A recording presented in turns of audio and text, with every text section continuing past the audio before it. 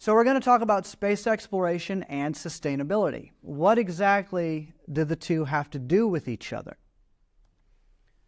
Sustainability in space increases sustainability on Earth. There's nothing that we've ever invented for the space program that doesn't in some way find its way onto everyday Earth-based operations, whether it's the CAT scan machine or MRIs or advanced materials that go into tires, advanced systems for brakes, for telecommunications. There's a gamut of possibilities of industries that are affected by space exploration. So what we're going to do to start off with is we're going to do a little, it's called a Gedanken experiment or a thought experiment on what it would be needed to build a base on Mars and how it would facilitate the needs of the astronauts. How are they going to live? How are we going to provide for them everything that they need? Because on Mars, there's no grocery store. And so we have to think about how would an astronaut be able to live? There's no grocery store down the street for them to resupply. You can't just waste and go to the store and pick up a refresh. Logistically, that's near impossible to pull off on a sustainable way. So what we look at is, okay, what can we implement onto a Mars-based system? And this is also used on the ISS. So these concepts actually don't just apply to Mars, but they would apply to the Moon or a long-duration spacecraft or the International Space Station, the ISS. All these systems exist today, but we don't use those derivative technologies down here very well. So what are some of the things that you would need to maintain a human being's biological requirements, biological necessities of life? Anybody throw anything out? Water, seeds, you mean food, right? Okay. Yeah, okay. Food, water, what else? Yes. Air, yep, clean, breathable air. Protection from too high and too low temperatures. Climate control, right? Okay. And this goes up. Yeah, waste reclamation and the proper handling of that, okay. Now, what about quality of life needs? Things that enhance the quality of life in general, beyond just the biological requirements. A lot of people don't think about those because we're immersed in them all the time. Yes? Safety, to build out the setback. Safety? Yeah, social needs. Stop people talk to To feel like you're a part of something. Social needs, connected, being connected with other people, okay? All right, what kind of technical systems might be a quality of life? Media? Oh, yeah, okay, entertainment, stuff like that. Right, okay, yes, back there? Energy, absolutely, that's a good one. What else? Transportation, all right, yes. Production, manufacturing, things like that, to get the things that they need on a local level and not have, it's kind of hard to do the resupply, so it helps to produce as much as you can. So now you guys kind of get some of the concepts, all right? So, basic necessities of life. What are they? In a nutshell, air, food, water, sleep, and medical care. Sleep and medical care seem to miss people if you think about it. You don't think about it, you need to sleep. If sleep deprivation is a serious biological problem for people, it can cause you to go crazy or you can get really sick. And then medical care, obviously, if you hurt yourself, if you don't take care of that issue, that infection, your biologicalness is going to go and you're done.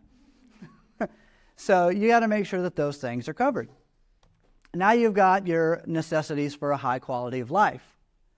These are some of the most pedestrian things: shelter, clothing, education, energy, transportation, and communication. If you think about how you interact with the world today, you're involved with these on a regular basis in different ways. Shelter on Mars is actually more of a biological requirement than it is a quality of life enhancer, because you can't just go for a crisp walk in the Martian air. It doesn't work that way. On Earth, you could technically live without a shelter. You could exist as a human being. It wouldn't be very comfortable. In fact, you can exist without all of these, but your quality of life isn't very high. If you think back to the nomadic hunter-gatherers of, say, 50,000 years ago, they didn't live that great. They moved around a lot. Nature could mess with them pretty easily, but they survived.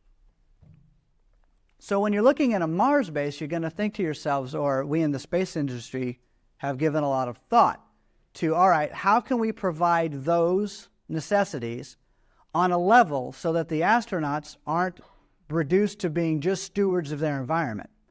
See, it's one thing to provide these things. It's something else if you have to use a lot of human labor to constantly maintain them all the time. Because after all, that's not why we would be sending astronauts to Mars in the first place, right? The point of them going there is to get out, go explore, do their science, and do their research. Their job is not to be Farmer John or Farmer Jill. Their job is not supposed to be the manual labor force to create their water supply or to do anything like that. So what you'll want to do is automate and computerize and make technical as much of those processes as possible so that the astronauts have the free time to go do what they're supposed to be doing, to go be astronauts. So when you look at this on a level of, okay, this is what we have to do on Mars, a lot of these problems have been addressed and already overcome. The International Space Station operates in a highly automated fashion. That way, the astronauts that are on board don't have to as much maintain their environment directly. And another key thing, especially on Mars, would be having more than enough to suit their needs, having an abundance of their requirements, because you can't afford to have a shortage in a place like that.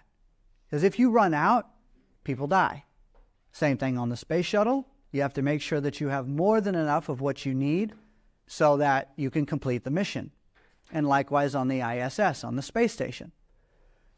So, and if you think about it in terms of Earth, it's by far the most important word with respect to mankind's ability to live peacefully. I draw up the scenario like this. If I took this group of people in this room right now, and I put you on a deserted island with nothing but one coconut tree, how long do you think you reasonable people would last before it really hit the fan? Before people started going after each other, started manipulating each other, started fighting each other to get to that food. Now, you don't think of yourselves as aggressive, mean, nasty people, but if you're put in an environment that has that level of scarcity, you will turn into aggressive, mean, nasty people to survive. That's how it works. So conversely, what if we put 500 coconut trees on this island?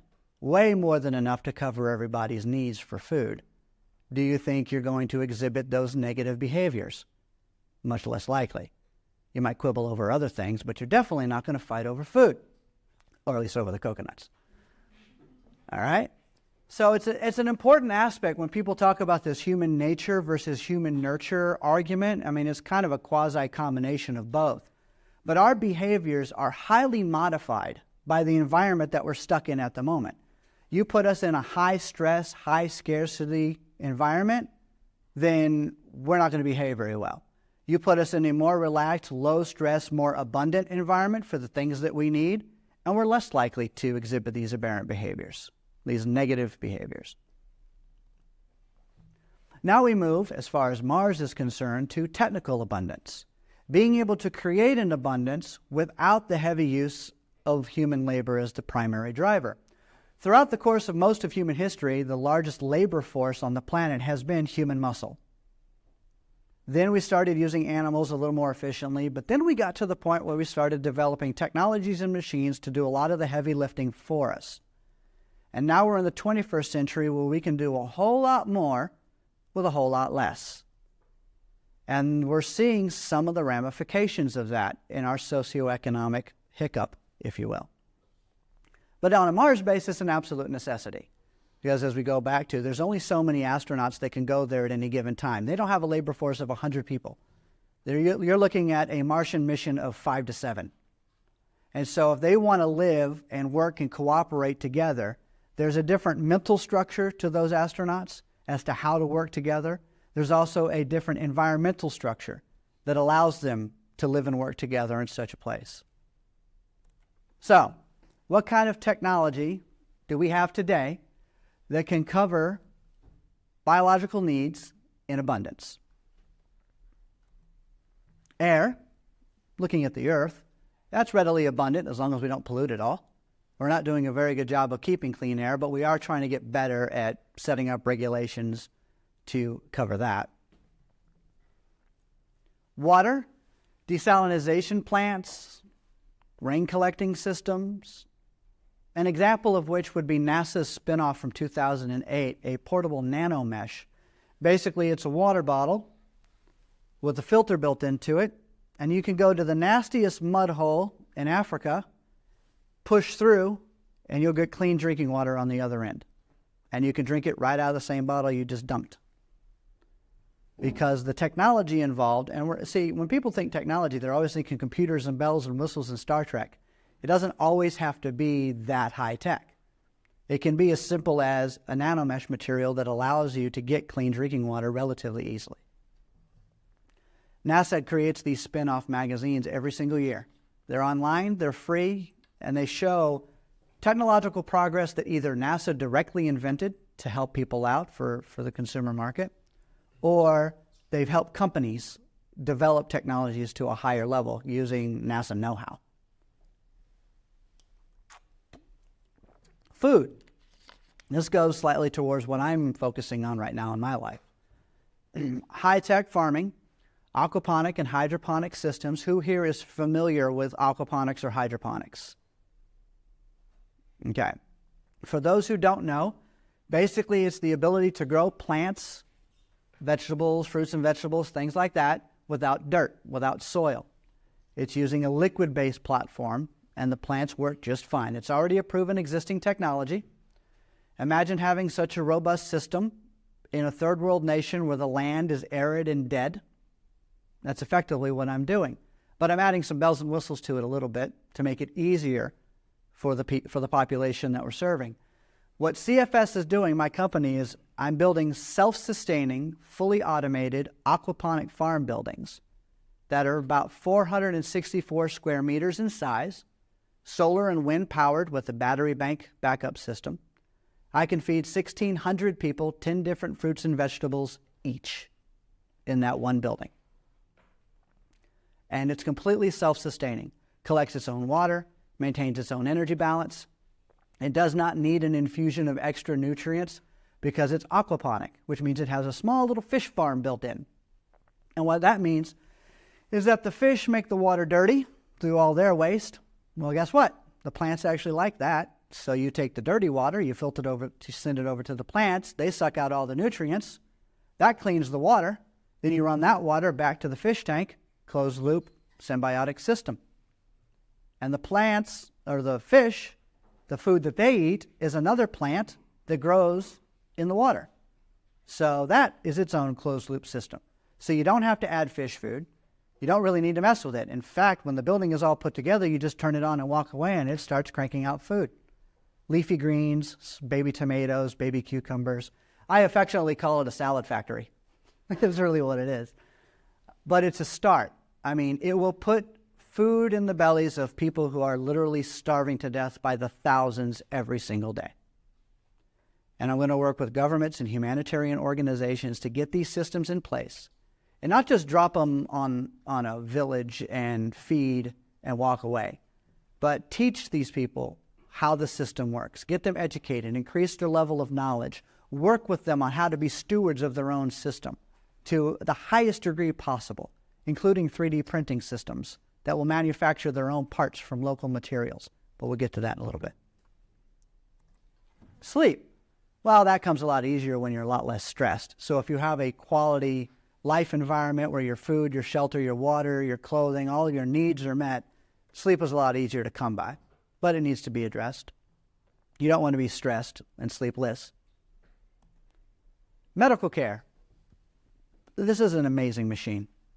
It's called the Da Vinci Surgical Assistant.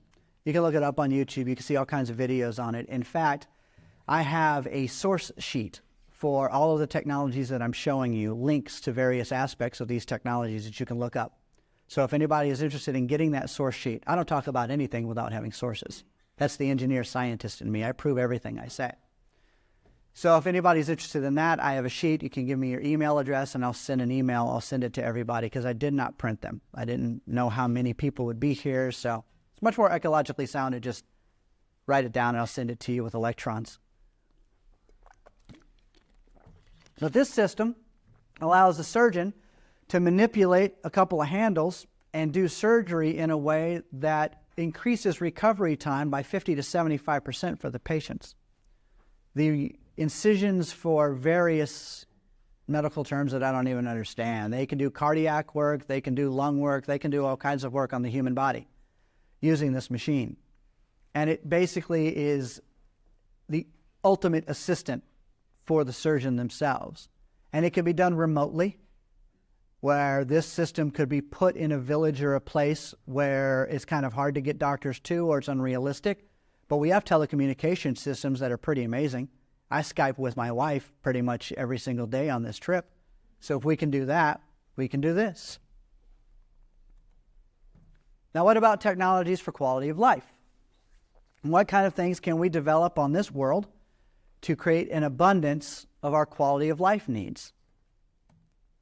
Shelter. I really got involved with contour crafting and got to know the man who developed the technology. He's a professor at the University of Southern California. And it really all started after the Haitian earthquake a couple of years ago. Now, how many of you, I assume, are familiar with what happened in Haiti with the earthquake that basically demolished the vast majority of the country? Well, a lot of those people are still living in tents 2 years later. How dumb is that? We live in the 21st century and we can't swipe and rebuild faster than that? What's wrong with us? This is a robotic, self-erecting, fully automated system that can build a 2,000 square foot house, which would be, what, 200 square meters, maybe? I'm terrible at the conversion in my head. It would be about probably a 200 square meter house in 24 hours. An entire house, including plumbing and electrical, because it has additional sidearms that can plumb and do the electrical as it goes. And it can, it's mobile, so it basically plops a house, moves along, plops a house, moves along, does rebar, sets the roof, does it all. And he already has, you can see on the other picture here on the side, where you can see how he can do complex geometries, if necessary. I mean, for a place like Haiti that just got destroyed, it'd be really easy to just plop a bunch of square blocks at first and build a quick little village in, what, a couple of days, maybe a week? Especially if you had 3 or 4 of these machines set up to just create that. And you can recycle a lot of the materials that are there. Yes? This technology been tested out, like to build full houses? He doesn't have the funding yet to do that. Funding. We'll get to the money bit later. So that's the roadblock he's running into, is getting the funding to build the full-scale prototype. But he's already worked out so many of the minute details that it's all about scaling after that, which in and of itself is an engineering challenge, yes, but not something that's insurmountable. If we can build spaceships in space, then we can do this. Clothing and other products, textiles, anything that you would need, 3D printing, automated sewing systems. Imagine being your own clothing designer. Instead of going with the latest fashion trend of what somebody else says is popular or just going with the flow, imagine taking 3 or 4 designs on your home computer, merging them together, resizing it to be exactly your size. Not everybody's exactly a small, medium, or large. So make it your dimensions, your requirements, and have that locally produced down the street so you can go pick it up. Clothing on demand, if you will. We have so many other on-demand things, don't we? Movies on demand. We do phone. We got all these little things on demand we could do. We could watch a little movie on our iPhone. Yay! I watched Transformers 2 when I wanted to. Why can't you print your own clothes? Be your own designer. I mean, yeah, you could get stuff from other people if you really like that level of fashion, but if you wanted to be your own designer, you could. Or the own creator of your products. Make your own bowls. Be a potter, in a way, but you can use a 3D CAD system and design your own textiles. You see, this cute little sculpture here was drawn up in a CAD program and completely printed from 1 block. And it ran through the system and created that. And the geometry that 3D printing can create can be quite complex. Moving gear systems, a crescent wrench that works and is strong enough to actually tighten bolts and handle shear stress loads and torque loads just fine. Education. It's hard-pressed to disagree with the fact that education today in the 21st century is pretty much more accessible now than it has ever been throughout the history of mankind. That ties directly in with communication. So the ability to learn is only limited by your access to those technologies that allow you to learn. One of the ones that I'm highly in favor of more than anything else is an online free platform called khanacademy.org. How many people here are familiar with Khan Academy? All right, that's the biggest group of hands I've seen yet. It's an amazing software package that allows you to learn on your own. You get to watch a 10-minute video on a subject of your choice, and then you do a couple of questions, and if you pass it, congratulations, you kind of graduate to the next level on the tree. So I'm going to give you an example of how this works in a really fun way. I have an 8-year-old daughter. When she was 6, we put her on Khan Academy. So it really wasn't too long. She just turned 8, so this really wasn't too long ago. She was about 6.5 at the time. So we got her on there to do some math, starting with the 1 + 1 is 2 and going through single-digit math, double-digit math, all on her own, self-directed. It just the daddy's orders were 30 minutes, go to Khan Academy, start there and just go for 30 minutes and I'll come and get you when you're done. Okay, goes and does it. About 20 minutes into it, she comes up to me and she goes, Dad, I don't know a word. I go, what's the word? She goes, obtuse. Obtuse. Obtuse. As in acute, obtuse, right angle, trigonometric identities, really? Yeah, that's exactly what she was doing. She had brought herself all the way down to the intro to trigonometric identities, angles, right angles. She had already passed degrees and radians, the lesson on degrees and radians. And she had moved. Did I have anything to do with that? Nope. It's amazing what kids will teach themselves if given the freedom to do so. And now the Khan Academy is being used in California with the school system. They've partnered together so that the students are kind of quasi-teachers of themselves. The teacher is more like a referee. They just kind of walk around the room and all these computers and these kids are talking to each other and they're helping each other and they're collaborating and they're cooperating and the kids that get it are helping the kids that don't get it and things like that in a very open source Linux kind of way. We'll get to that analogy in a second. And it has shown amazing results. There are 8th graders doing differential calculus. They're in 8th grade. They don't know they're not supposed to be doing it because the teachers aren't giving them limits. They're not telling them, no, you're not supposed to learn that till high school. They're like, go, whatever, learn whatever you want. As long as you pass it and you can explain it and you can help your fellow classmates, do it. And they are. And there's a lot of social studies out there that are indicating that the current methods of education, this industrial factory line kind of model that we have, is actually counterproductive to how the human brain works and how we process information and truly learn. There's a difference between rote memorization and actually learning the foundations of a subject so that you can then repeat it over and over again. Now we get to clean energy systems. An absolute necessity on Mars. It can be achieved in a lot of different ways, but here on Earth, we actually have a little bit easier time of it because we have more dimensions to our clean energy access. So you have solar, which most people are aware of. Then you have wind. Now, when most people think wind power, they think big, giant turbine fans that take up hundreds of acres of land spinning around this way. Vertical farms, or vertical wind farms, verts, are much more efficient. They take up much less footprint. And if you put magnetic bearings in the bottom, that wind vane actually floats with much less friction than using straight up gears, which means you could blow on it and it'll spin. The cut-in wind speed is drastically lower with magnetically levitating vertical wind systems. And so you could then install all over the place things like you see on the right picture, these vertical wind farms built into the lights. So when a car drives by, what does it create? Nice good gust of wind. So that makes the fan turn, which then charges a battery, which then runs the lights. And every car that goes by basically keeps the system going. So if you have a high volume traffic area or just a breeze during the day, You'll charge up the battery so it'll last all night long. And then the only thing you've got to change is a battery once every decade if you have a good battery. So there you go, grid independence, or at least one option of it. Bloom Energy with fuel cell systems. It's an amazing technology that he just came out with recently. You can look this up. I have links to it anyway. Basically, it's a fuel cell system derived out of sand. I think we got enough sand on this planet, so there shouldn't be too much of a shortage of being able to build these things. That's what makes it so brilliant, is what it's made out of. And it's highly efficient. And now we get to transportation systems. Clean transportation systems that are powered by the clean energy that we just kind of reviewed.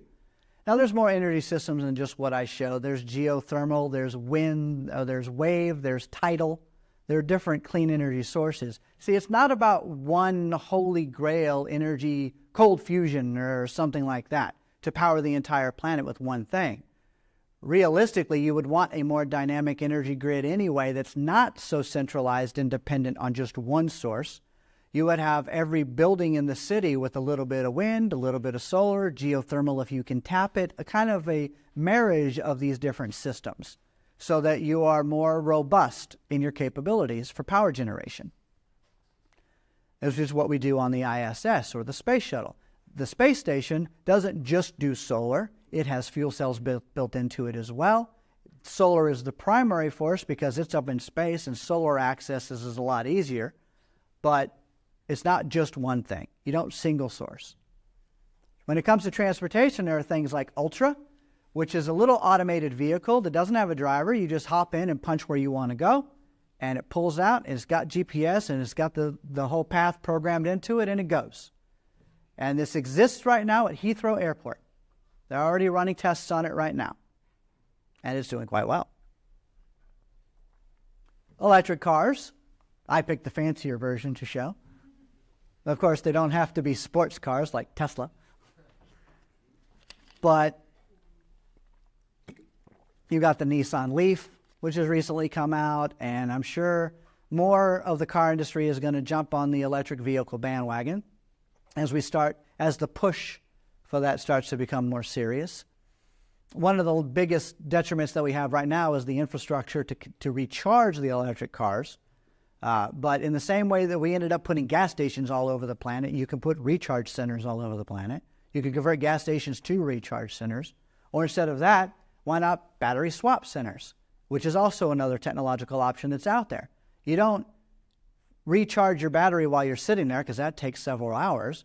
You just pull up, a machine goes underneath, pulls your battery out of the bottom, takes it off to go to a recharge station built into the center, and it puts a brand new freshly charged one in. They're all intercompatible, and you just take off. That takes 5 minutes. By the time you go in, you get a soda, you go to the bathroom, you grab a candy bar, and you come back out, and your car's been switched out, just like at the gas station.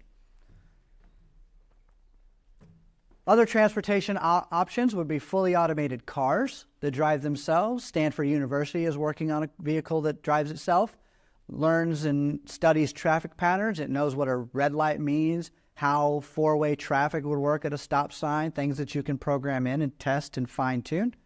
Google Car is also another one that they're working on. There are many projects involved with automated vehicles that can take themselves around. And so imagine you've got to go somewhere and you just hop on your iPhone or your smartphone and you start punching in the request for a vehicle and it pulls up on its own. You hop in and it takes you where you want to go and then you hop out. Transport on demand. Maglev train systems, they're well known, they're just not out there enough. Asia's really big on them and they work rather well. You could clean energy power these. Imagine putting little mini vertical wind turbine systems on the train itself. So as it's sped by at 200 miles an hour, you had these wind vanes on the top going ballistic that would basically power all the internal systems of the train as it went. So then the only thing you really have to power is the maglev system itself, which also could be solar, wind, and clean energy powered in stations along the track. Communication. It'd be hard-pressed for anybody to disagree with how robust our communication systems are these days. So I don't really have to hammer that point too much. I'm actually surprised nobody's texting now. This guy is annoying. Oh, yeah.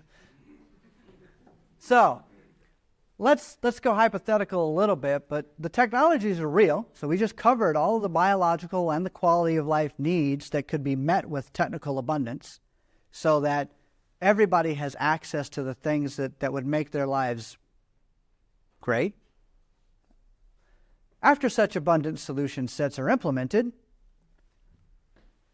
can the current system that we live in handle that?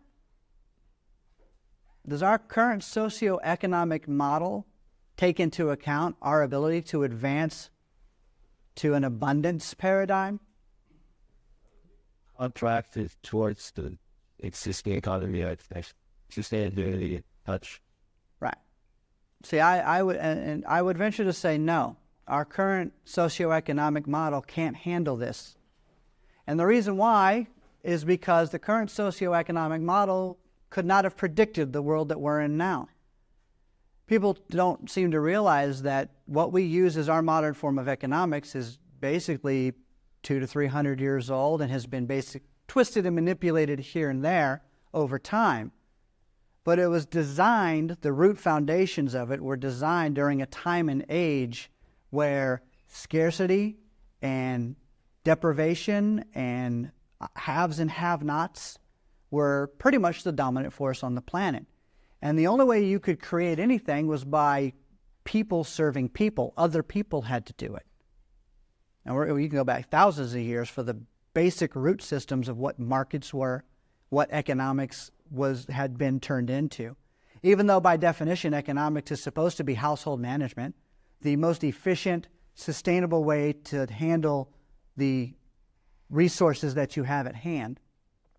But it's pretty obvious that we're not doing a very good job of managing our economics when you see the planet start to stress, you see people start to stress. There are a lot of issues built into what we have now versus what we're capable of accomplishing. So we can do a now and need comparison and just think about these topics in that way. Right now we have a system based on scarcity, haves versus have-nots. Whether that scarcity is natural or artificial pretty much doesn't matter.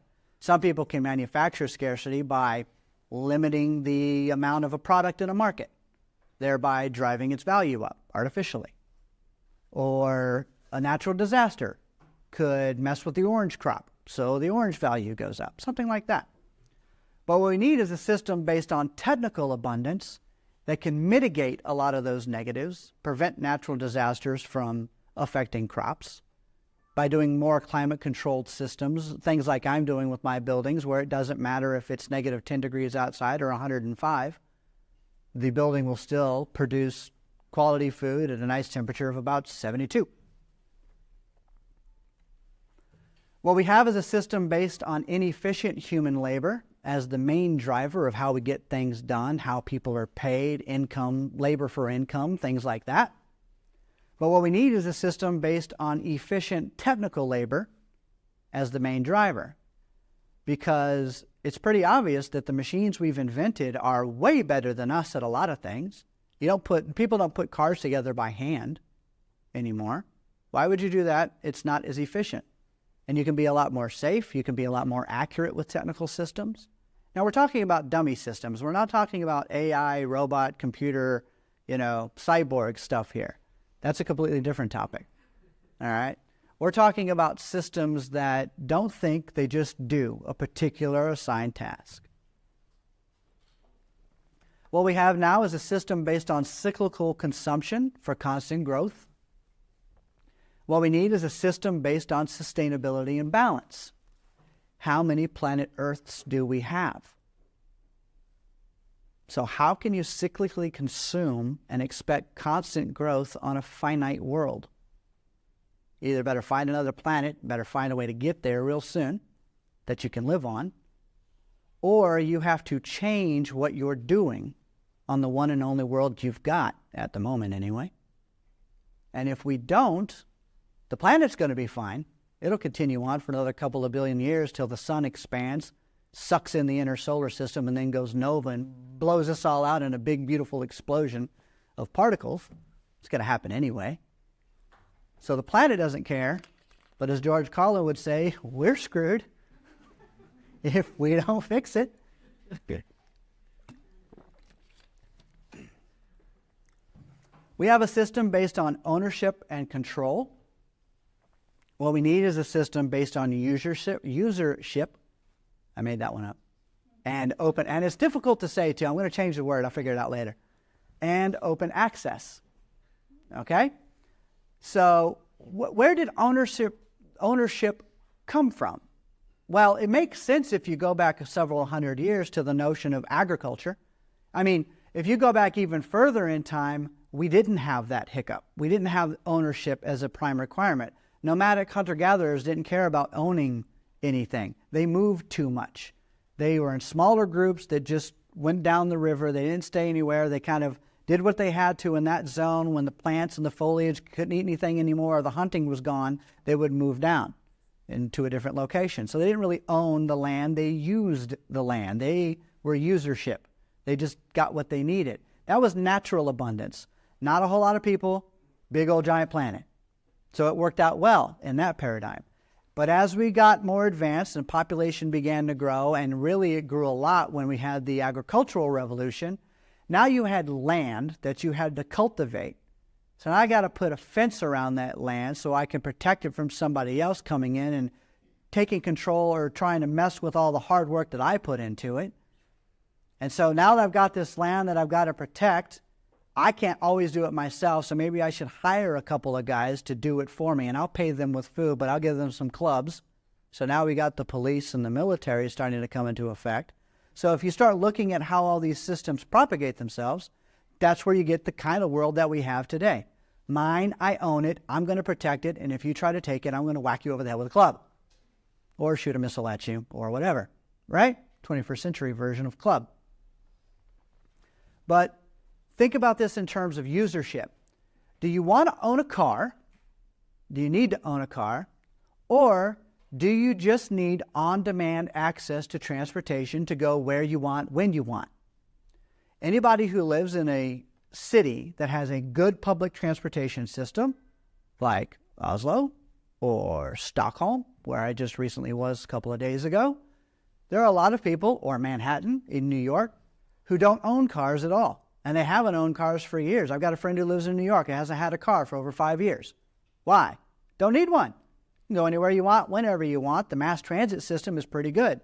It's not as clean or efficient as it could be if you put in maglev system, automated vehicles, share cars, things like that. But it's not bad, so people don't need cars. What you would need a car for is if you're going to a remote area. But could you not maybe check out a car like you would check out a vehicle or check out a book at a library? Check out a vehicle, use it for when you need it and bring it back. Have the respect and understanding, the proper educational foundation to understand that that vehicle is everybody's to use, just like the library book would be. Do you grab the library book and then go home and use it in the fireplace? No, because you've been taught to respect the book and other people can read it and enjoy it. Same idea with the vehicles or other commodities that we think we need to own. Statistical fact, a car sits and does nothing for 80% of its life. It's parked. If you look at how many hours a day you actually drive versus how many hours a day it sits, it's about 20 to 25% of the time that you actually use it. Yet you spend how much money on a car? Like in America, you're averaging $30,000, $20,000 to $30,000 for a big complex piece of machinery that you drive 25% of the time. Don't you think that's kind of a waste of resources? A waste of potential for that vehicle? Something to think about. What we have now is a system based on outdated, multi-century old ideologies and institutions. What we need is a system based on forward-thinking adaptation and emergence. We're always getting more data, more knowledge. Let's see. First, the Earth is flat. Yes, it is. I can see that it's flat. It's flat. You go, you're going to fall off. Do a little scientific analysis. Okay, maybe not so flat. New data, new way of thinking about how we work in the world. Okay, different behavioral adjustment shift. No way we're ever going to go in space. Are you kidding me? First of all, that looks flat too. I mean, you just see stuff move around a little bit, but no, that's never going to happen. Forget it.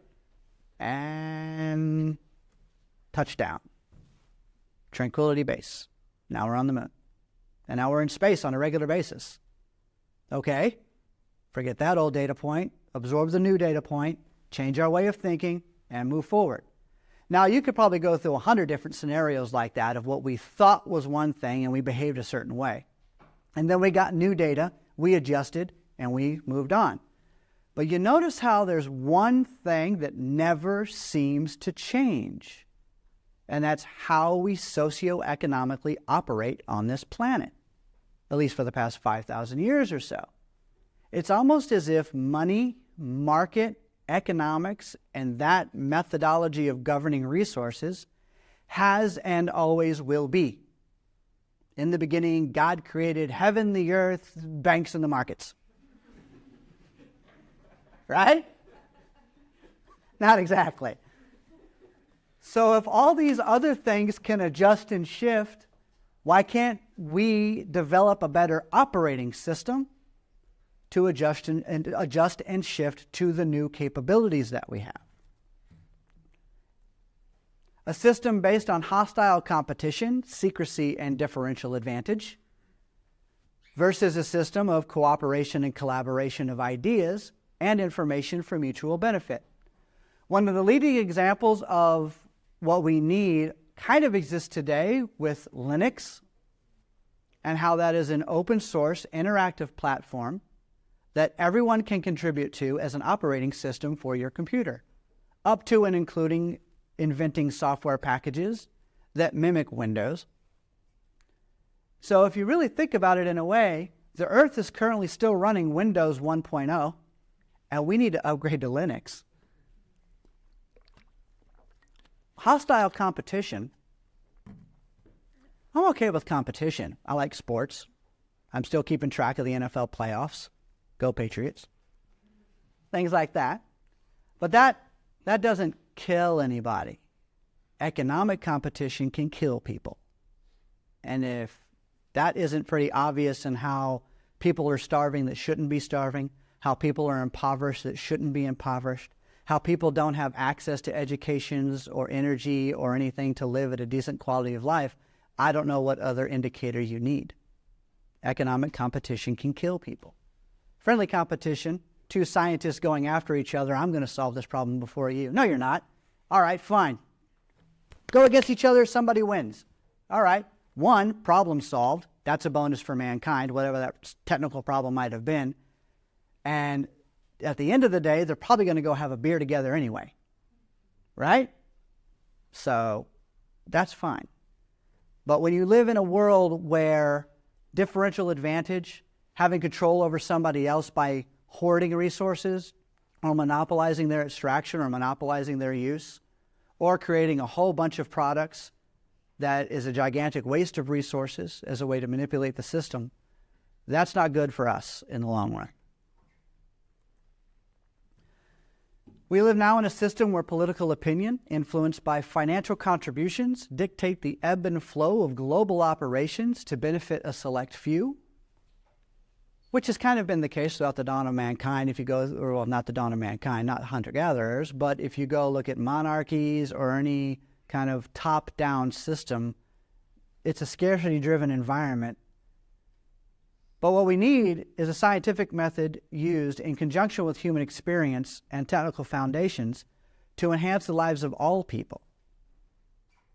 There should be no reason why everybody on the planet can't start off having a pretty good way of life, which enables them to acquire the educations on what they're passionate about, whatever that may be, whatever influences them over the course of their life, to be able to do whatever they want positively, to share with other people, make the world a better place for themselves and those around them, and never have to worry about the roof over their head or the food in their stomach.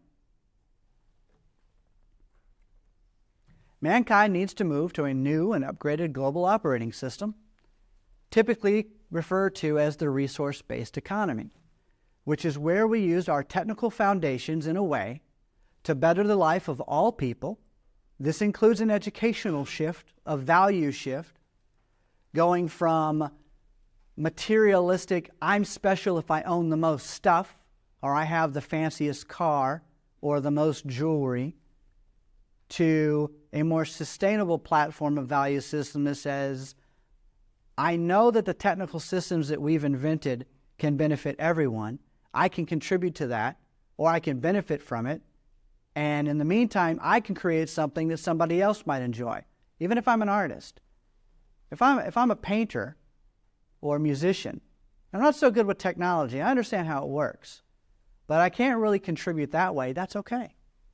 Because what's going to happen is that scientist that has a really stressful day trying to solve a problem and doesn't get it is going to end up going to an art show with his wife in a couple of days, is going to see a piece of abstract, funky art that artist created, and they're going to accidentally see something weird in it that's going to make them think about work, and they're going to go, oh, crap, why didn't I think about that? And the next day they're going to go back to work, and they're going to end up solving the problem.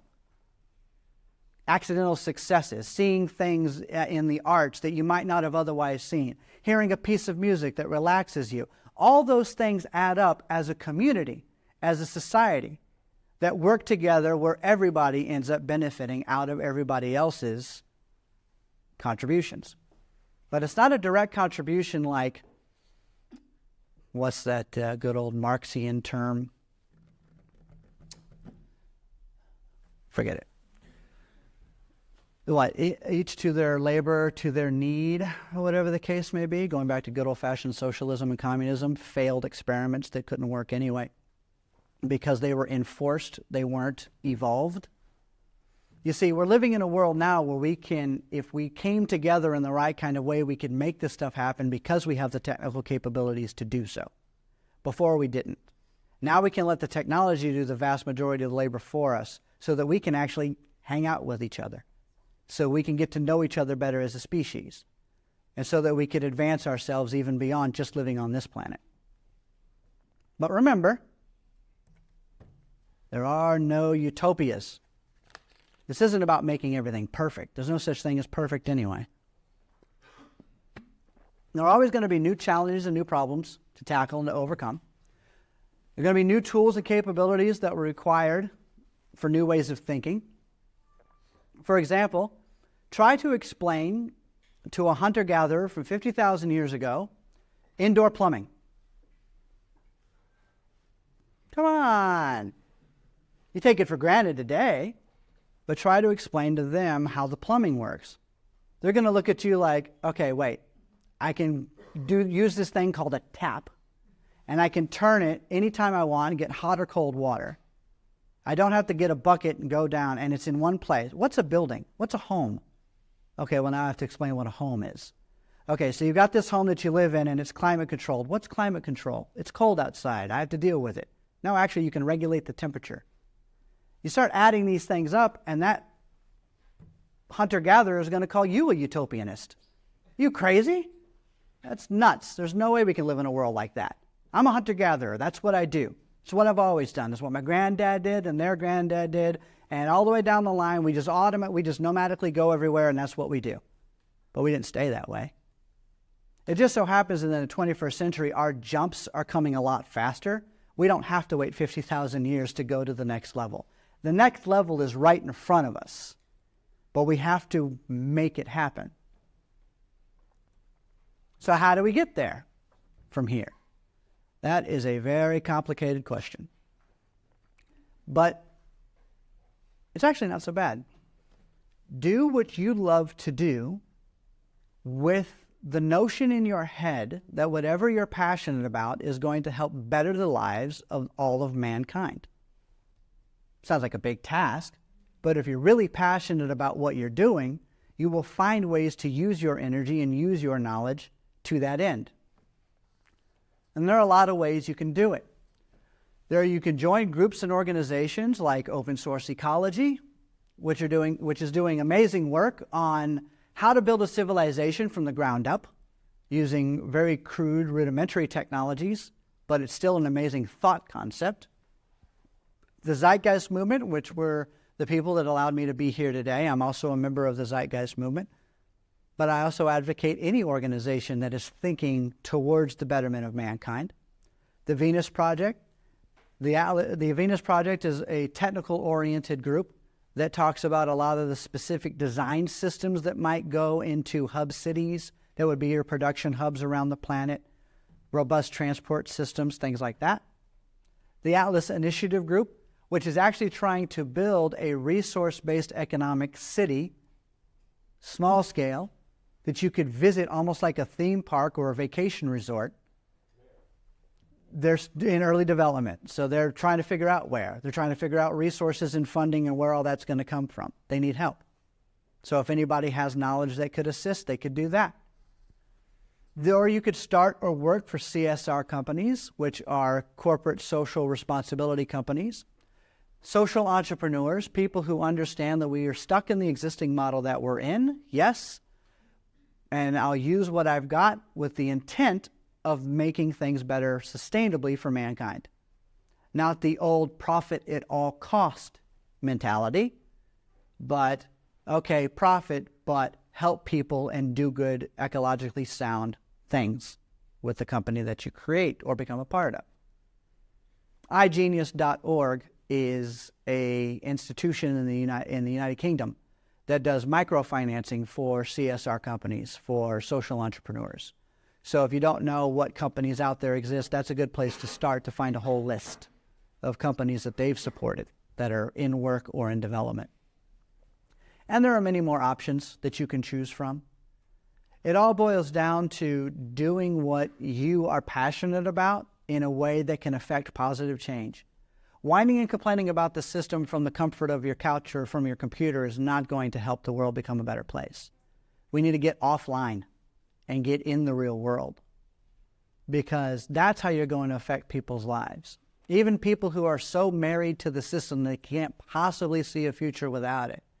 The moment you start improving their living conditions through technical systems that makes their life a little bit easier, that erodes their dependency on money to survive, that's when people are going to start seeing the world in a different way.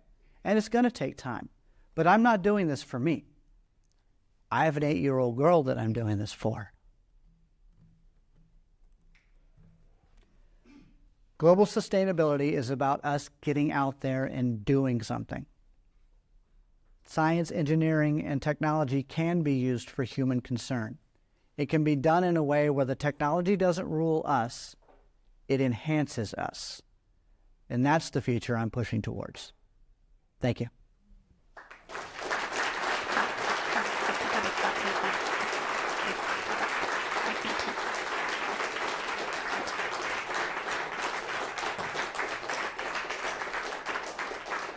Thank you. Thank you. Thank you. I'll do some questions. Yeah. All right. Who wants to party tonight? I've partied in every city. I've tried to experience the nightlife in every city I've had the pleasure of visiting. So maybe we can make something of this bottle. All right. Questions.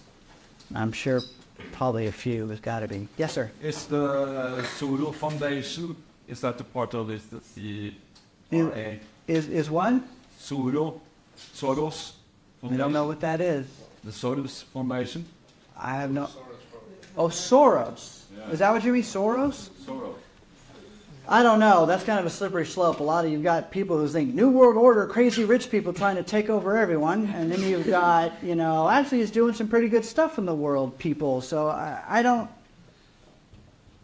If well, the long. One of the guys who rules the world. Yeah, well, manipulate the world. Yes, I think those are the people that have played the game the best, the way by the rules that are put in front of them. I don't necessarily consider the wealthy elite to be some nefarious, evil organization. I don't believe in conspiracy theories and all that stuff. I believe any and all organizations can be put to good use if the right people get involved to make things happen in the right way.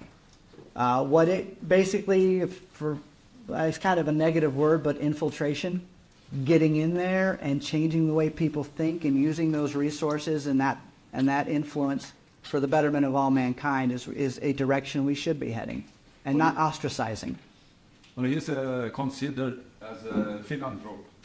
Yes, but he's still doing the opposite. Yes, I know, and so that's okay. Use the the philanthropic aspect to our greatest advantage. Do whatever can be done to use that for the betterment of mankind. Eventually, we're going to run into a crossroads. We either fix what we're doing and become more sustainable on this planet, or we snuff it, one or the other, because it's not going to be very pretty if we continue doing what we're doing. This is just an example. Right, I agree. You, after class. Yes. By the late transformation of society, what size were actually the city in? Now, what would people do with themselves? Yes, okay. Try to get out of the box of thinking of the limits of current employment and think about what future employments might exist that aren't even there yet. I mean, go back 50 years and try to explain what IT is, information technology, right? And so that new jobs will manifest. But think about this. When you don't have restrictions of a lot of money and political influence restricting advancements of certain sectors, you could have underwater cities that you can do all kinds of oceanographic research. You could have floating cities that would go around in the oceans and do all kinds of research there. You could have a much more robust space platform, space stations, moon bases, so you could grow up and literally go live on the moon. You know, when you start removing a lot of those restrictions, the potentials out there are vast. But it's also about not having to work 40 hours a week. Maybe you work 20 hours a week. Maybe you work 10. However, if you think about it this way, what would you do with yourself all day? How many people do you know go to a job that they probably don't like so much, but they go anyway because they've got bills to pay? And then they start doing their hobby, which takes 15 to 20 hours of their day. They're just at it all the time. They just love their hobby and they're doing their thing. Might not have anything to do with their normal job. That hobby is what they would do all day. You would do your personal passion, whatever that happens to be.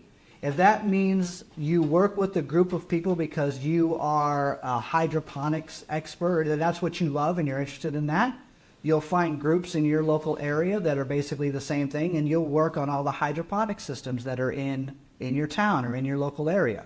Or you'll work with research and development groups that are trying to come up with better ways to do things and invent new ways to do things. Or if you're an artist or something, that's actually really easy. I could imagine the arts just going berserkoid in a world where you don't have to worry about the roof over your head or the food in your belly. No more starving artists. That term will kind of go away, but not so bad. I mean, I'm sure an artist can voluntarily try and go starve to get the experience. I want to go live in the woods for 2 weeks so I can get dragged down to the depths and find my soul and my, all that esoteric stuff that artists do. My wife's an artist, so it's a running joke to me. It was on there. It was so celestial waiters and like waiters, and yeah, I mean, there are people who enjoy the social interaction of being a waiter or a waitress, so those jobs, that would be there for them. And it would be kind of a hybrid system. Some of it could be automated, like a couple of droids running around, for lack of a better term, and Star Warsian in a way. I mean, I was highly influenced by Star Wars as a kid. That's what got me into space exploration, this path in the first place, was that film when I was 8 years old. So you could have a hybrid system of some technical help and some real people. Chefs could, instead of like Emerald or whatever, for example, they would still do their culinary art thing and invent these great practices. Then you could go into a high-tech stage system, record how Emerald's cooking everything. A computer could record all those movements and translate that to a robot, so then the robot in halfway around the planet could literally make a dish exactly like Emerald does, using the same moves, literally carbon copying the entire system. So you could have Emeralds all over the place, have that food style. You go to the Emerald restaurants, well, that's not Emerald cooking the food in all those restaurants. But in the RVE system, in a way, you kind of do have Emeralds all over the planet, or at least likenesses thereof. So that allows things to be a little more robust, but people can still pursue their passions, whatever they happen to be. So what is the biggest obstacle, you think, for making these sketches that you show into reality? Getting past the self-imposed roadblocks of what we can and can't do. A lot of people just don't think certain advancements like that or like this are possible. It's also a value set change. There's no way you could drop the entire world population into a world like this, into the RBE system.